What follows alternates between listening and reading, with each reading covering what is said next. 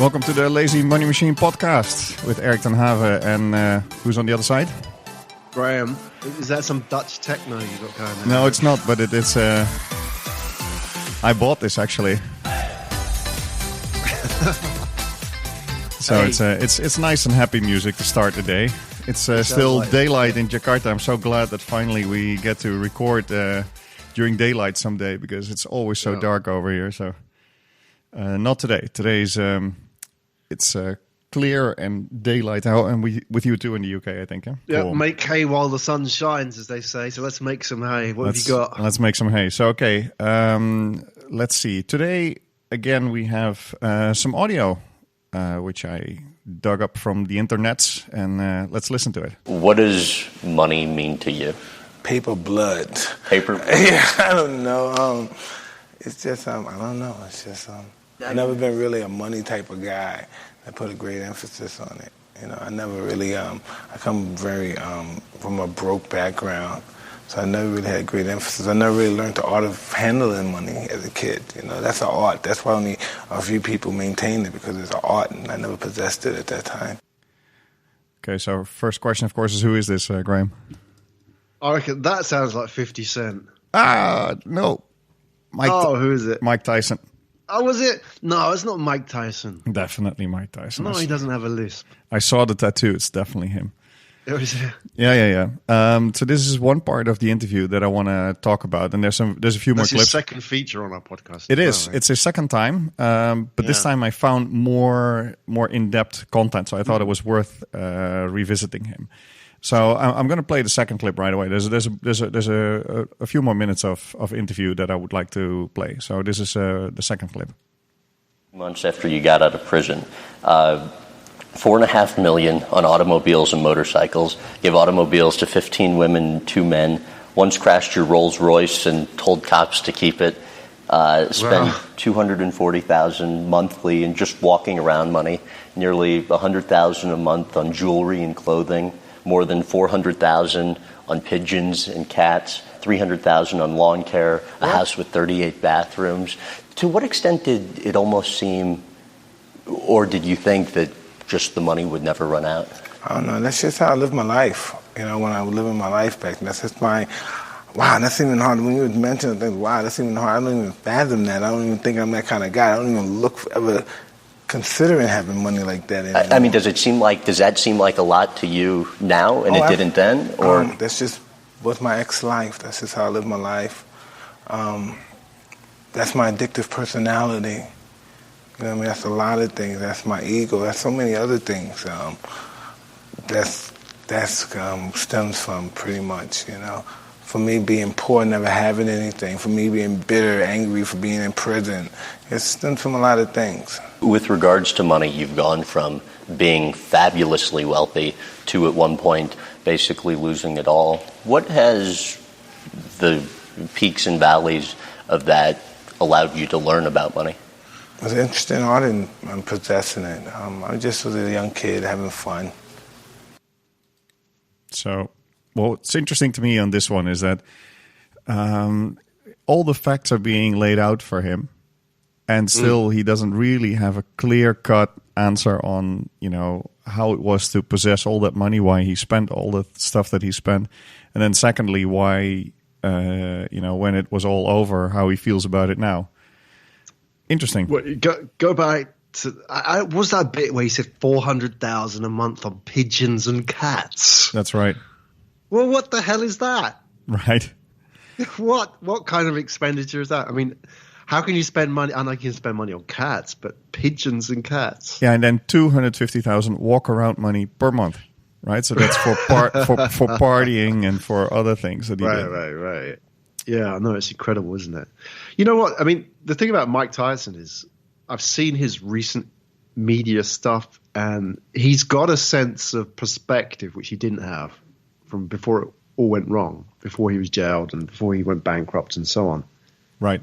So I think he has learned something. But, yeah, I mean, that whole thing about he grew up poor, therefore he didn't understand money, that's interesting, isn't it? I don't think that's an excuse, because we've seen plenty of people who had financial nous they had the education, even though they weren't educated in the traditional sense.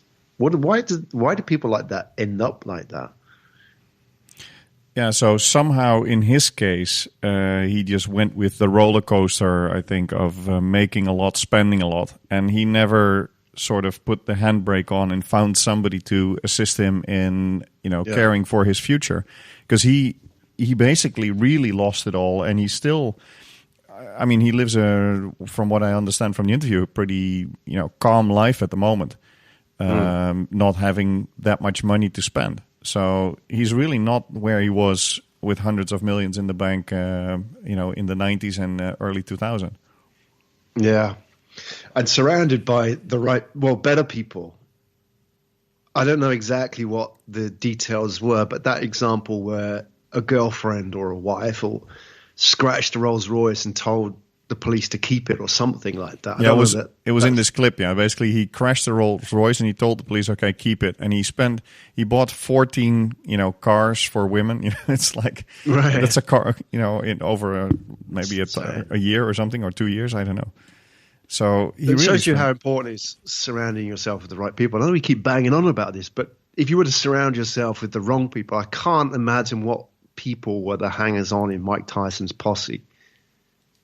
Yeah, you can imagine that they were not good for him, though, and they kind of exaggerated this lifestyle. Yes. And I think to a certain extent, maybe if you roll into this amount of money from poor upbringings, then all of a sudden you think, I need to adopt this lifestyle of the multimillionaires and, spend it on the things that these guys spend on, like, lavish parties. And so I think it's just sort of you fall into money, especially in this entertainment industry. Then you are falling into this circle of friends that are in the same situation. And then they all spend and they all party and they all create these lavish events that you then become part of. I think it's you get sort of sucked into it, I guess.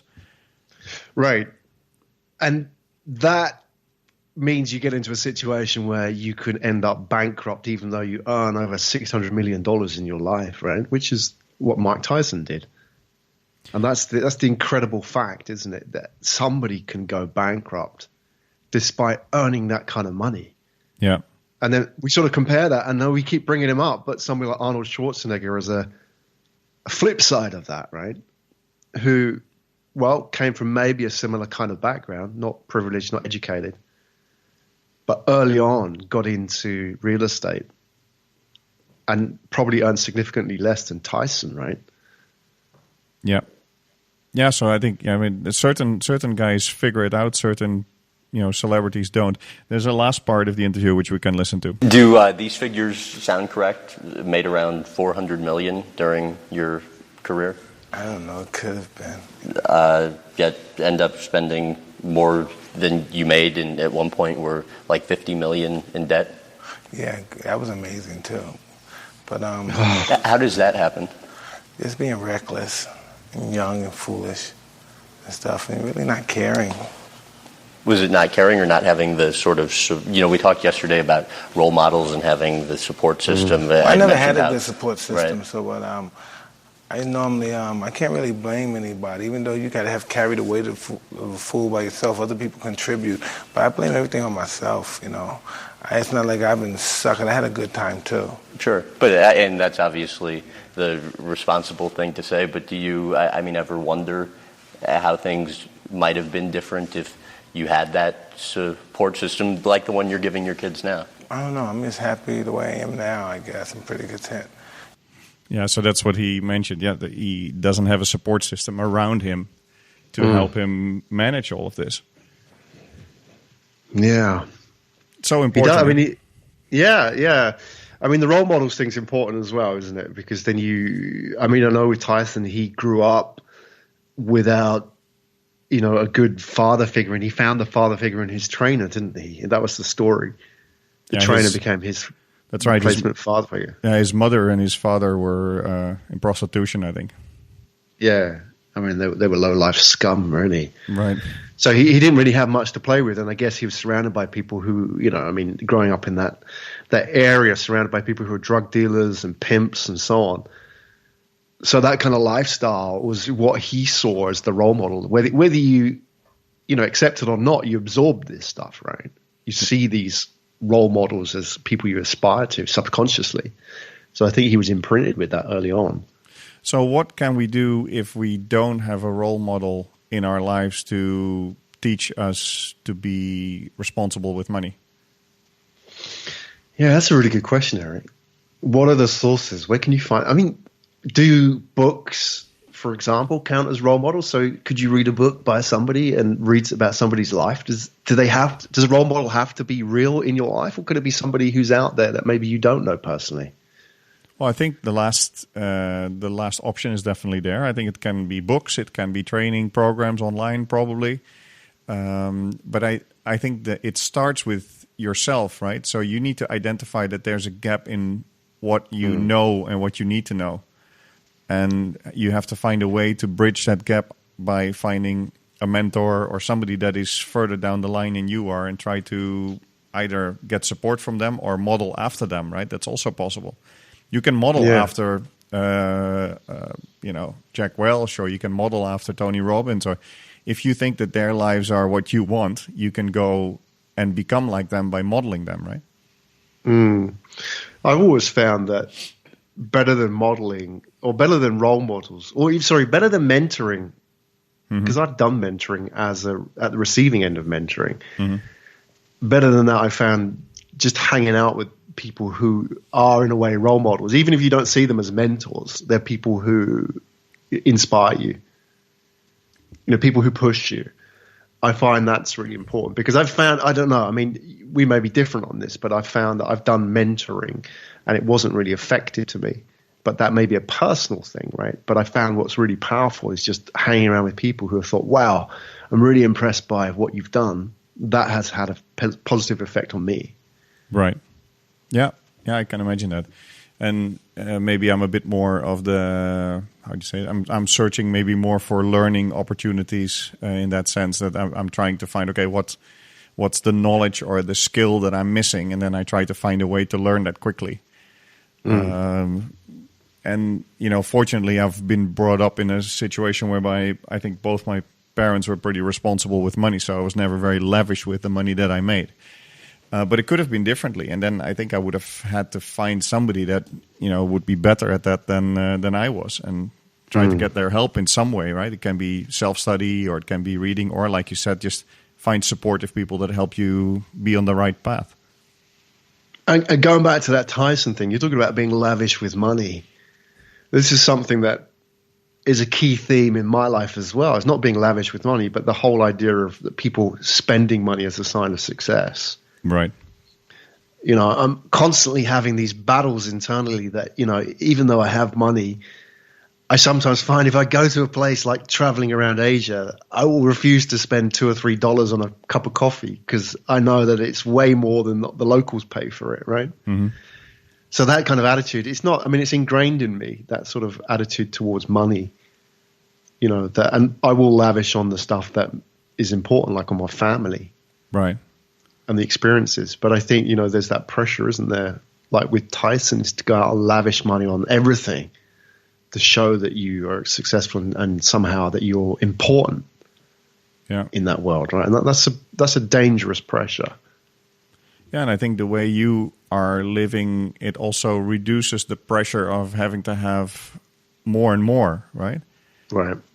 And stress, right? Yeah, the stress of always having to have more. I think if you live, within your means, or at least, you're not overspending on what you make, then I think you live a lot more relaxed and a lot more comfortable, because you have buffers and you have, before the whole thing falls apart, a lot needs to happen, basically. While if you're spending on the limit, then you're always in stress. Am I going to make, the equation next month again? Right. So I hope there were some lessons from Mike Tyson and from Graham Brown. We'll see you guys in the next episode.